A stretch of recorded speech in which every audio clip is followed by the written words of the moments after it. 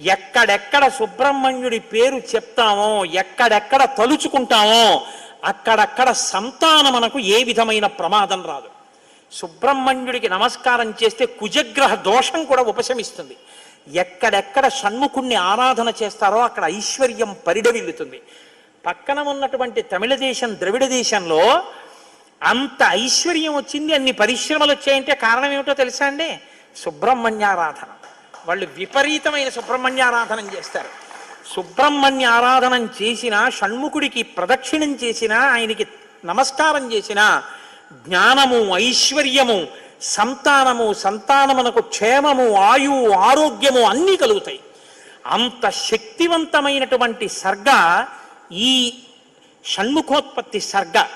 అందుకే వాల్మీకి మహర్షి ఎప్పుడూ కూడా అసలు ఫలశ్రుతి చెప్పరు. కానీ ఈ షణ్ముఖోత్పత్తి